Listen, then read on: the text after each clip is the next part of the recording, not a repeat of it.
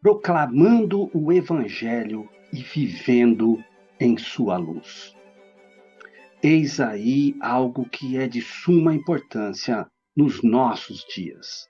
Além de ser proclamador, viver nesta luz do Evangelho. Quero convidar você a participar de mais esta reflexão, esta aula de número 11 da série Educador Cristão, um retorno à doutrina bíblica. Esta série é baseada no livro O Drama da Doutrina, de Kevin Van Hooser. Estou trabalhando aqui alguns capítulos para que possamos juntos fazer uma reflexão sobre isso. Para quem serve este estudo? Para teólogos, pastores, professores bíblicos e leigos que ainda não perderam o interesse em uma teologia bíblica doutrinária. Para aqueles que procuram reabilitar a doutrina cristã para o bem da igreja e de sua missão no mundo. Para os que desejam não só proclamar as boas novas, mas viver em sua luz. Porque não adiantaria nada nós sermos proclamadores à distância, apenas apontando um certo local, uma certa pessoa, um certo modo de viver. E, na verdade, estarmos totalmente alheios a isto que proclamamos. Para quem serve este estudo?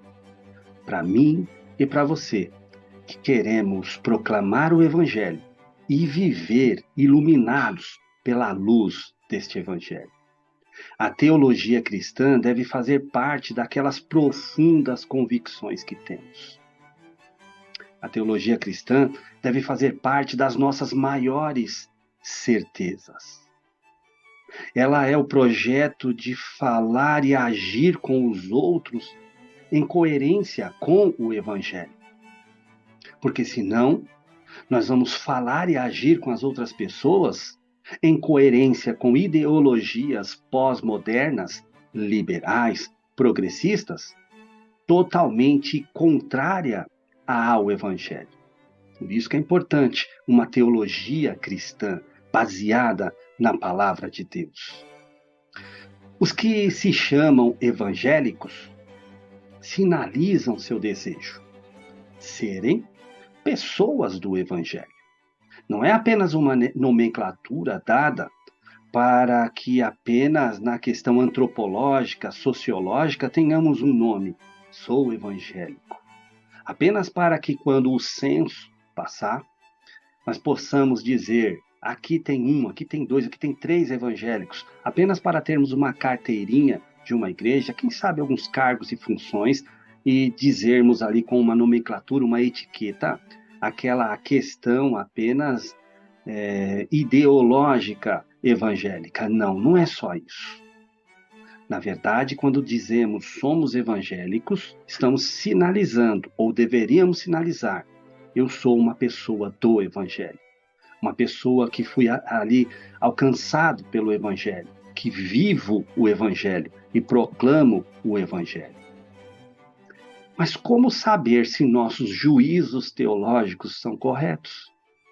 Primeiro, sabendo que são resultado de deliberação e discernimento piedosos, do temor do Senhor. Não é baseado no juízo nosso, no que nós possamos falar para que proteja um pensar particular nosso. Até ao contrário, muitas vezes o nosso juízo teológico vai vir contra os nossos pensamentos, vai vir contra os pensamentos ideológicos que andam ensinando por aí, até mesmo pensamentos que são maquiados com a palavra amor. Como saber se os nossos juízos teológicos são corretos? Então, sabendo se esse meu juízo é o resultado de um discernimento dedicado à palavra de Deus, com temor à palavra de Deus. Segundo, sabendo que não são resultado de algum cálculo moral ou teórico, feito matematicamente para que possa adaptar-se aos nossos quereres, aos nossos desejos. Então, é um juízo teológico baseado em que o resultado está ali provindo da palavra de Deus. E às vezes aquilo que é chamado de imoral na sociedade, a Bíblia pode dizer: ei, isso daí é o que nós defendemos. E às vezes existe isso, não é? Nós às vezes falamos contra o pecado. E o mundo diz que falar contra o pecado é imoral. É uma teoria que eles criaram dizendo que nós não podemos falar mais sobre, ei, isto é pecado. Óbvio que a forma como falar conta muito, quando falamos conta muito, mas deixar de falar contra o pecado. Terceiro, como saber se nossos juízos teológicos são corretos? Percebendo que evangélico é sim um nome ousado. É muita ousadia, né? Se chamar de evangélico. Porque nós estamos fazendo como Pedro, na primeira pregação dele, lá em Atos dos Apóstolos, onde quase 3.000 pessoas se renderam aos pés do Senhor Jesus. Ele disse: ouvi a minha palavra. Não era a palavra de Deus? Não é o evangelho de Cristo? Quanta ousadia daquele homem. É porque ali ele estava percebendo que era muita ousadia ele ser evangélico, ele viver o evangelho. Porque o evangelho está nas nossas veias, está no nosso sangue, está no nosso pensamento, nas nossas palavras, nas nossas atitudes. Perceba a responsabilidade que é ser evangélico. Quarto lugar, entendendo que é um movimento de cima para baixo, de Deus para nós, os juízos teológicos. Não é do nosso contexto. A teologia não pode sair, os juízos teológicos, daqui para lá. É claro, nós temos teorias que nós criamos para fundamentar o nosso entendimento, que aí saem as nossas teologias. Mas que essas teologias possam ser sempre purificadas por aquilo que veio de Deus. E o que veio de Deus não foram as teorias, não foram as sistematizações da teologia, mas a revelação. Tudo tem que estar baseado na revelação. E a revelação está lá na Bíblia Sagrada. Por que é chamado de movimento? Sim, o que começou como um movimento de reforma lá na ortodoxia confessional se tornou um movimento por si mesmo, completo, com instituições que muitas vezes simplesmente imitam a cultura secular em volta. Infelizmente, alguns movimentos não vêm mais de cima para baixo. Vêm de baixo, querendo fazer com que as coisas lá de Deus sejam moldadas ao nosso pensar. À cultura, ao secularismo. Porque, afinal de contas, como é que as pessoas vão viver a Bíblia se tiver escrita dessa forma? Tem doutrinas aqui que não cabem mais hoje. Então, significa que nosso Deus não é atemporal? Sem que tenham se dado conta disso, muitos evangélicos já fizeram a virada cultural, embora as culturas das quais se apropriaram não fossem inteiramente santas. Aí confundem o termo mandato cultural, que é o mandato de Deus lá em Gênesis para Adão e Eva: cresça, multiplica, enche a terra, domine, é para você fazer cultura, criar cultura. Pegam esse termo e colocam como se nós tivéssemos que nos aculturar às ideologias do nosso presente século. Isso se chama um movimento de baixo para cima. É um movimento que nós criamos o nosso evangelho. E temos que adaptar o evangelho de Cristo ao homem. Isso daí alguns teólogos já fizeram lá no início do liberalismo teológico. Por exemplo, nós temos Rudolf Bultmann, que já é pós-liberal, mas ainda traz aquele movimento de Harnack e outros lá do liberalismo. Em primeiro lugar, a ciência, em primeiro lugar, a cultura e a filosofia. E aí a Bíblia tem que se adaptar a essa linguagem filosófica, cultural e científica. Isso já tentaram fazer lá nos anos de 1940, 1950. Naquele período lá já tentaram fazer. Não conseguiram. Mas hoje, por causa do progressismo, da aculturação da igreja, continua existindo esse tal de movimento de baixo para cima. A Bíblia, ela não aprova isso. Nós devemos proclamar o Evangelho e viver à sua luz. Mas esse movimento, esse mover-se no Evangelho, vem de cima para baixo, vem de Deus e do livro de Deus. Práticas inspiradas mais em culturas de gestão. Os grandes empresários, os coachings, gospel. Práticas inspiradas em mais parecendo com terapia do que com culto e pregação. Práticas parecendo mais com aquelas questões de consumo e entretenimento. Tá bom, o show foi bom. Infelizmente caracterizam cada vez mais as igrejas evangélicas. Fazendo com que nós vivamos um evangelho muito, muito apenas horizontal. É tudo saindo daqui. Tudo é medido por aqui. Inclusive a Bíblia. O próprio Jesus continua popular, com certeza. Mas seu estilo cruciforme, nem tanto. Apresentar um Cristo morto na cruz, tudo bem, ele ressuscitou. Então, por que a gente não fala só sobre ressurreição, vitória? E que ele fez tudo isso por minha causa e fica minha causa, eu. Tudo é em minha causa. Não há mais a rude cruz, não é? A intenção aqui, então, é recuperar o sentido bíblico-teológico do termo evangélico em oposição a uma designação demográfica em particular. Porque ali tem tantos evangélicos, acolá tem tantos evangélicos. Ser evangélico é mais do que uma nomenclatura demográfica para passar para a IBGE. Se o termo representa uma conquista, ela é de Deus e não do cristianismo norte-americano, sul-americano e etc. A crença evangélica fundamental é que Deus falou e agiu em Jesus Cristo, e que Deus age e fala nas escrituras canônicas que dão testemunho dele. Isto é crença evangélica. Ser evangélico, então, não é um jargão que faz com que sejamos melhor ou não tão bem aceitos. Na verdade, ser evangélico é uma grande ousadia da nossa parte, porque ser evangélico, conforme a Bíblia, faz com que nós tomemos posições consideradas como conservadoras. Somos conservadores, no sentido de que conservamos as doutrinas bíblicas. Isso é proclamar o Evangelho e viver sob a sua luz. No princípio, Deus. Está lá em Gênesis 1:1. No princípio, Deus. Não a filosofia, não a religião, não a natureza, não foi a ética, não foi a inteligência, nem mesmo a igreja. No princípio, Deus criou os céus e a terra. No princípio, é Deus quem cria a doutrina para nós, a nossa maneira de viver, pensar e falar.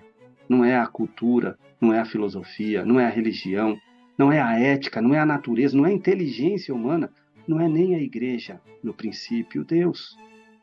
Uma teologia evangélica começa no princípio, com o discurso e a ação de Deus. Onde tem principiado a nossa teologia? Onde ela começa?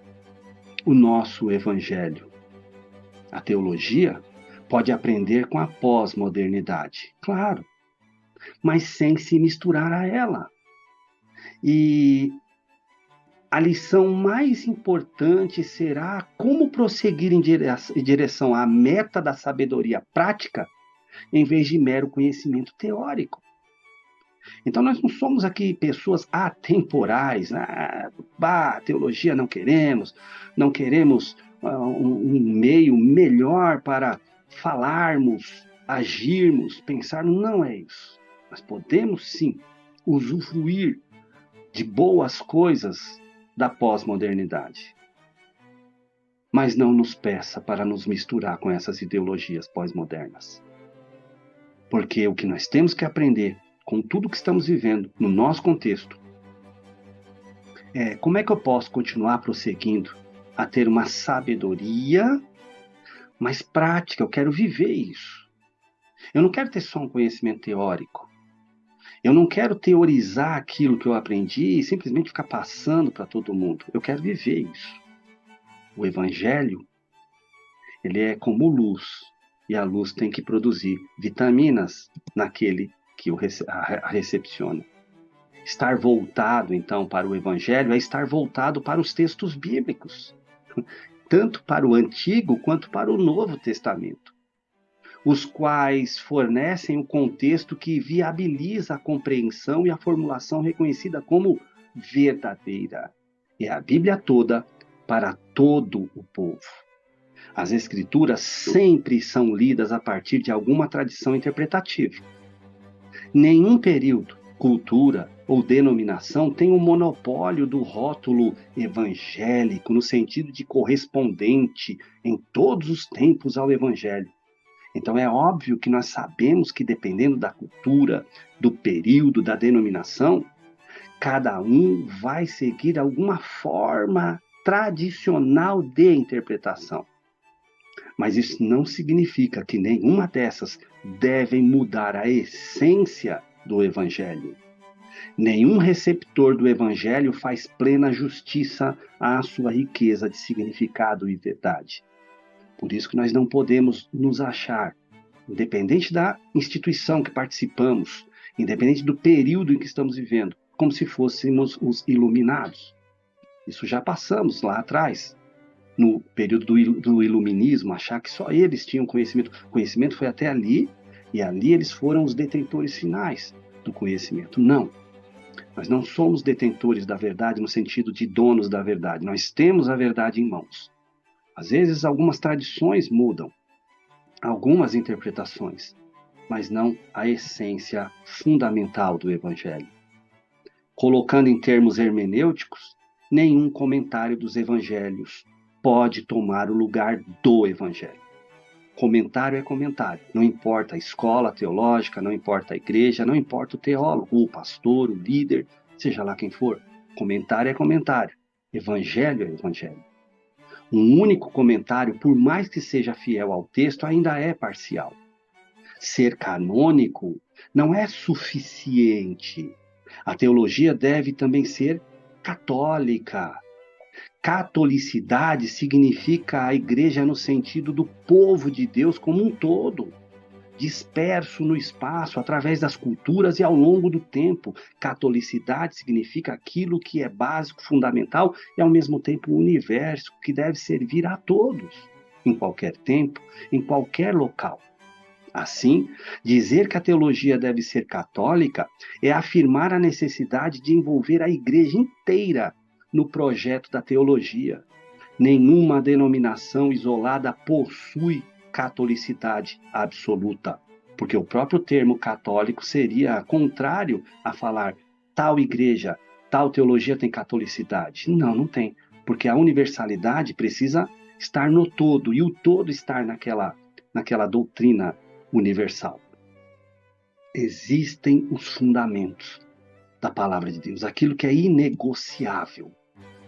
Católico e evangélico são qualificações que andam juntas. Para sermos mais exatos, católico qualifica evangélico, dá a qualidade desse ser que se chama evangélico. Por quê? É um ser evangélico, que vive o evangelho de forma católica, no sentido de universal, um evangelho que é para ganhar todas as pessoas. Evangelho designa uma palavra determinada. Catolicidade, o âmbito de sua recepção, é o evangelho para todos. Evangélico é a ideia central, estar baseado no evangelho, mas católico acrescenta um qualificador antirreducionista crucial, o qual proíbe que algum receptor isolado do evangelho se torne superior aos outros, ou até mesmo ao próprio evangelho. Porque, na verdade, estamos dizendo, é o evangelho a base, mas o evangelho para todos. Não de qualquer forma, Não para que todos continuem vivendo sua vida como sempre viveram, porque cada um pode ser quem quiser. É isso o que a nossa pós-modernidade ensina? Não. Mas o evangelho para todos, para a mudança de todos, para que todos cheguemos ao conhecimento e à vivência de Cristo.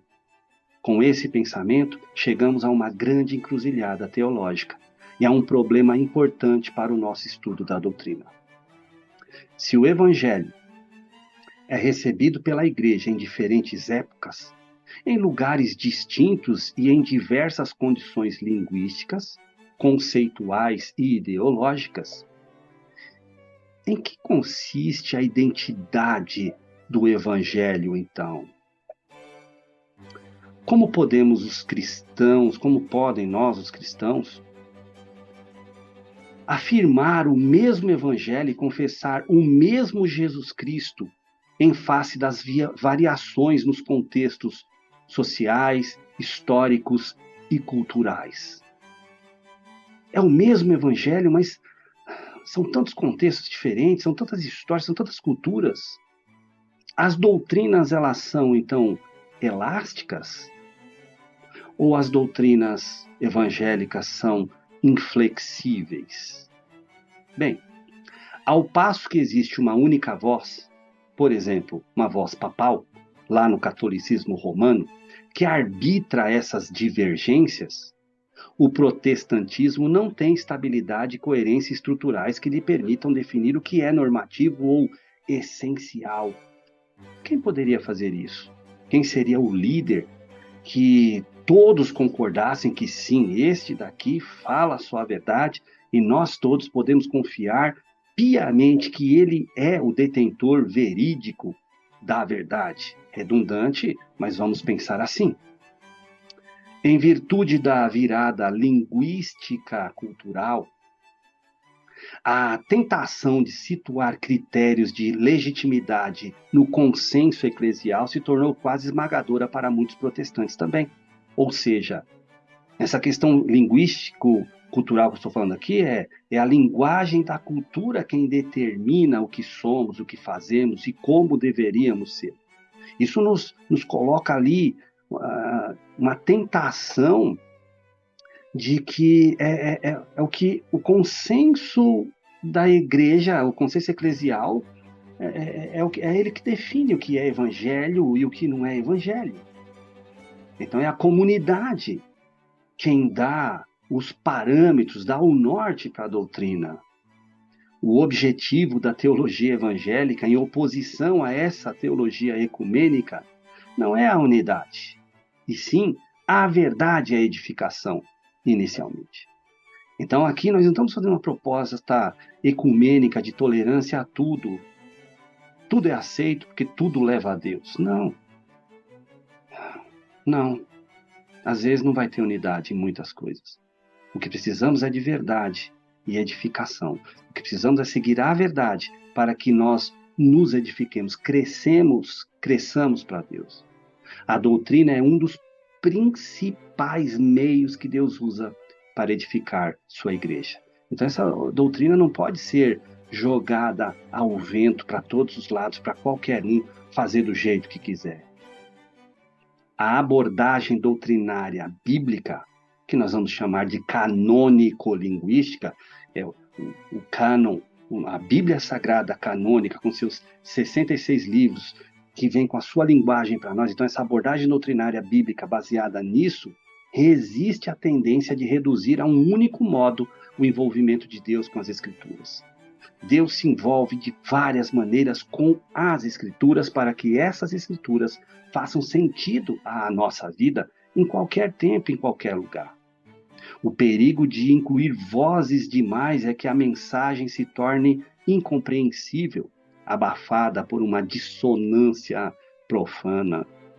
Então, o perigo é todo mundo fala, cada um tem sua maneira de interpretar, isso depende muito do tempo, da cultura, é muita fala, são muitas vozes.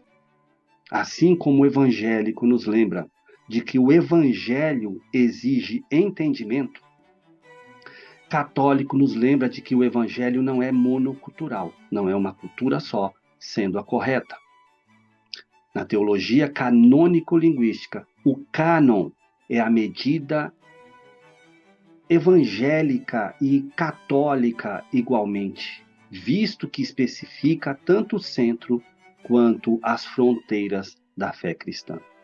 Então, a nossa teologia, que vamos chamar de canônico, baseada no cânon linguística, que esse cânon tem uma linguagem para nos falar, nos mostra que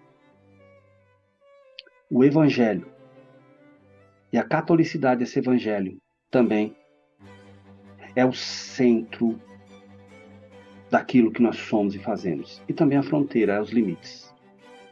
Não é a igreja, não é a filosofia, não é a ideologia, não é a ciência,